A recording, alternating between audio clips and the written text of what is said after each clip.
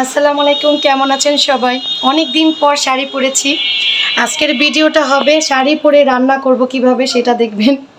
আসলে গৃহিণীরা কিন্তু আমরা সচরাচর রান্না করার কাজ শেষ করে আমরা কি করি, শাড়ি পরি। তো আজকে আমি সম্পূর্ণ কাজ করব রান্না করে। এখন বলতে পারেন রান্না করবেন শাড়ি পরে, ঠিক আছে, তো সাজলেন কেন?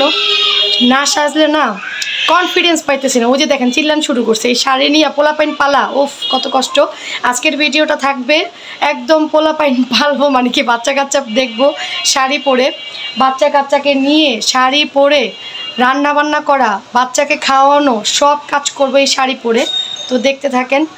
আর একদম চিন্তা করছি আরও 2 সপ্তাহ আগের থেকে যে আমি শাড়ি পরে একটা ভিডিও বানাবো, কিন্তু ওই যে কোনো না কোনো কিছু হয় আমার উপর দিয়ে। এই যে আজকে আমি করতেছি না, ভিডিওটা পাবলিশ করার পর আবার অসুস্থ হয়ে পড়বো, নিজ্ঞাত অসুস্থ হয়ে পড়বো। যাই হোক, এখন চলেন আমরা ভিডিওটা শুরু করি। এই তো এসে পড়লাম রান্নাঘরে। এখন আমি রান্না করব কই আলু দিয়ে ভাজি, এবং রুই মাছ ইলিশ মাছ একসাথে রাখা আছে, কারণ আমি বাচ্চারা তো ইলিশ মাছ খেতে পারবে না, অনেক কাটা, তার জন্য ওদের জন্য আমি রুই মাছ করব। আর রান্না করব সরিষা ইলিশ, এবং এর মধ্যে ভেজে দিব আর কি রুই মাছটা। আর আমি প্রথমে ভাপ দিয়ে নিই, ভাপ দিয়ে তারপর আমি ডিম দিয়ে আর কি ভাজি বাগার দিই আর কি, এভাবেই আমি ভাজিটা করে থাকি। তো কই মধ্যে আলুকে খেয়ে থাকেন অবশ্যই ভাজির জন্য বলে যাবেন। আর প্লিজ এই পর্যন্ত যারা এখনও শুরু করছেন ভিডিওটা, আমি আশা করি ভালো লাগবে, প্লিজ লাইক দিয়ে শুরু করেন।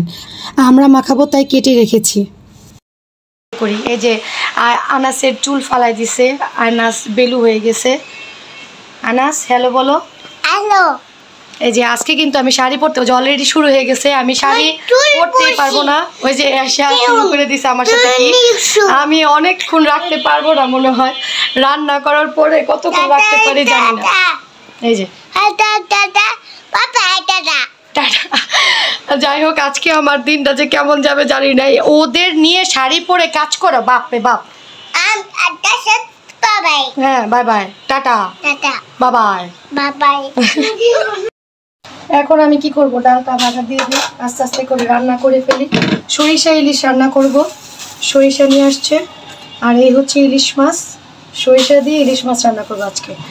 আর ভাজিটা একটু আমি বাগার দিয়ে দেবো, একটা একটা করে বসাই দিই। অনেক লেট হয়ে গেছে আজকে। তো আজকে কি কি রান্না করব, এই শাড়ি পরে রান্না কিভাবে করি সেটাই দেখাবো আজকে। শাড়ি পরার ভিডিও, শাড়ি পরে একটা গৃহিণী কিভাবে কাজকর্ম করে তাই থাকছে একটা ছোট্ট ভিডিওতে। শাড়ি পরে ও গৃহিণীরা কাজ করতে পারে, কিন্তু অনেক কষ্ট।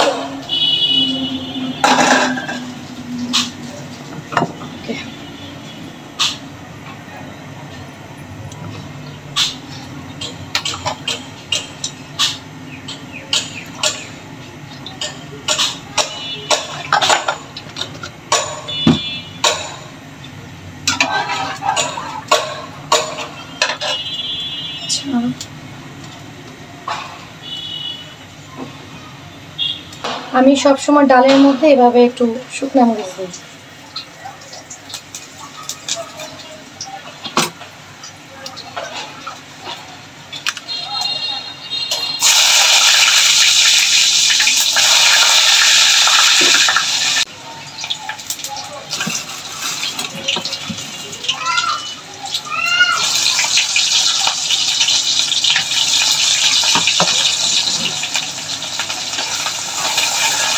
এই ডালের জন্য একটু বাগার দিতেছি।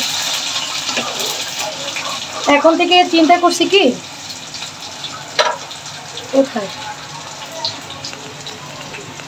এখন থেকে চিন্তা করছি মাঝে মাঝেই শাড়ি পরবো, মাঝে মাঝেই আমি শাড়ি পরবো, ভিডিও বানাবো। আসলে বাইরে যাওয়া হয় না আমার একটু বাইরে বের হয় না, ঘুরতে যাওয়ার কোনো মানে সময় পাই না বাচ্চাদের জন্য। আপনাদের ভাই কাজে থাকে, তো ভাই মাঝে মাঝে চিন্তা করছি এখন থেকে মাসের মধ্যে একদিন একটু হলো শাড়ি পরে নিজের মনটাকে ভালো রাখবে।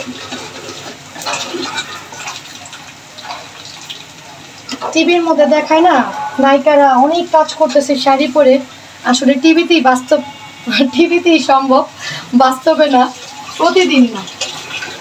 হ্যাঁ, আগের যুগের যারা নানি দাদিরা আমার ছিল তারা কিন্তু শাড়ি পরেই কাজ করছে বেশি, কিন্তু এখন আসলে সময়ের সাথে আর পারা যায় না।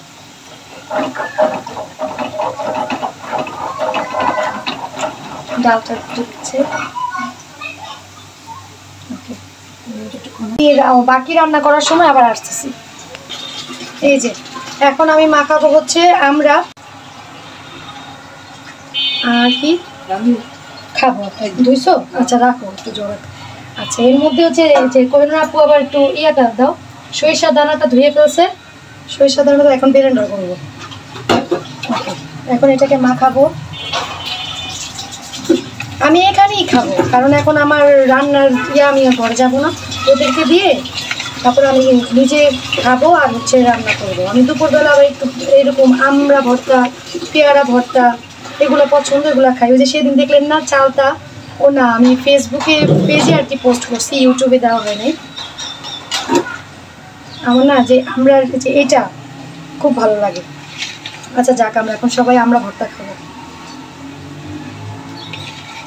খেয়ে তারপর আসতেছি। ভাজি রান্না করবো ভাই রে ভাই, শাড়ি পরে কাজে কি কষ্ট, অনেক কষ্ট ভাই। আমি এখনই তো হাঁপাই গেছি, আমি বাকি কাজ করবো কখন? আমি রান্নাটুকু কইরা তারপর খাওয়া দাওয়া করে তারপর খুলে ফেলবো, আমার পক্ষে সম্ভব না সারাদিন শাড়ি পরে কাজ করা। বাবা রে বাবা, অনেক কষ্ট। মজা হয়েছে।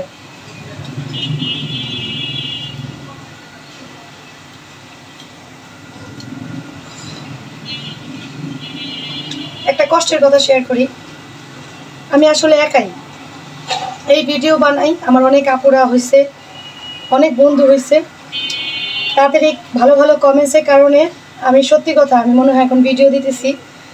আর এখন চিন্তা করি আমার বলতে ওই আমার বন্ধুরাই, আমার ফেসবুক বন্ধু, আমার ইউটিউব বন্ধুরাই আছেন, তাদের জন্য। আর ইউটিউবের বন্ধুদের বলতেছি, যারাই আর কি কমেন্টস করে যাবেন, চিন্তা করবেন না যে কেন আমি আপনাদেরকে কমেন্টস করি না। আমার ফেসবুকে আবার সময় দিতে হয়, ফেসবুকদের বলতেছি, পেজের বন্ধুদের বলতেছি, ইউটিউবেও সেম আমার সময় দিতে হয়। তো আমার আর কি আমি আমার সময় অনুযায়ী সবার পরিবারে চলে যাই এবং লাইক কমেন্ট করে আসি। আর আরেকটা কথা কি, এই যে আমার আজকে এই ভিডিওটা না, আমার চেনা অনেক মানুষ আমার আরও দিয়ে গেল, আমাকে আমার চেনা অনেক মানুষ, মানে চেনা মানুষ না এখন বলবে কি, হ্যাঁ অনেক সুখে আছি, অনেক ভালো আছি, হ্যান ত্যান। বিশ্বাস করেন আমি বাইরে তেমন বের হই না, আমি বাচ্চা কাচ্চা নিয়ে ঘরেই থাকি।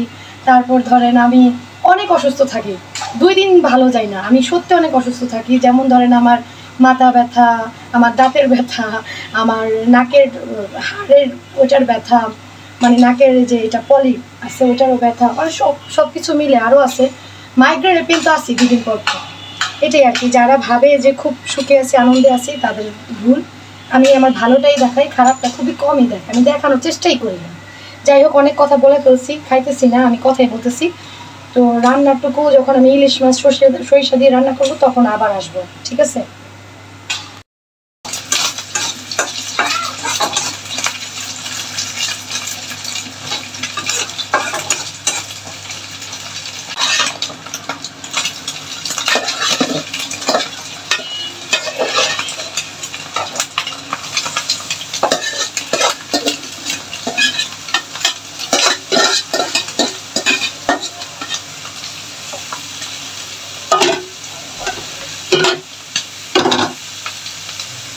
রান্না করার জন্য খাইতেও পাই না ঠিক মতো।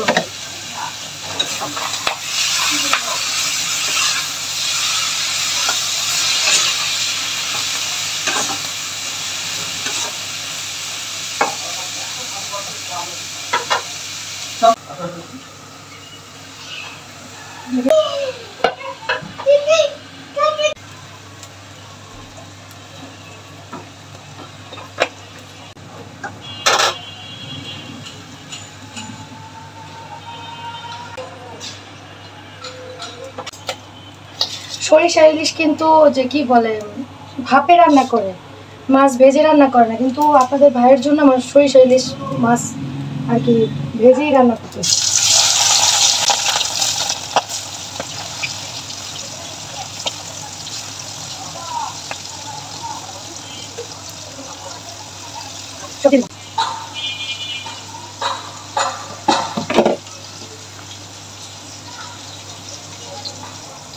বুঝলাম না, ব্লেন্ডার করছি সরিষাটা না হয় নাই, ব্লেন্ডার হয় নাই।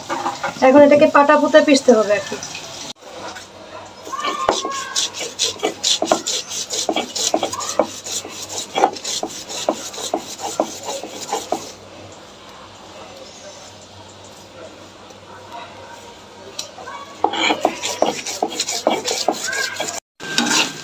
তো আমি তো এখন এটাকে রান্না করব, আমি এক হাত দিয়ে এখন আর ধরতে পারবো না।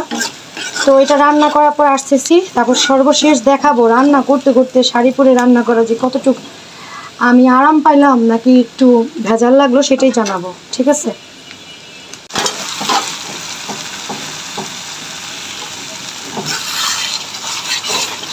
কালারটা কেমন আসছে বলবেন কিন্তু, তরকারি কালারটা কেমন আসছে, ঠিক আছে?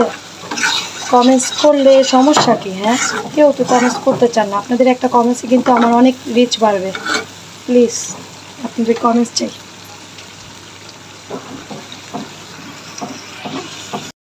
এই যে দেখেন অবস্থা, আমার অবস্থা একদম খারাপ, ঘেমে গেছি। চুলটা বেঁধে নিছি, যদি চুল পড়লো আবার রান্নার মুখে, তাই চুলটা বেঁধে নিছি, অনেক গরম লাগতেছে। তো রান্না করার মানে শাড়ি পরে রান্না করার একটা ভিডিও চাইছিলাম দিতে, তাই দিলাম।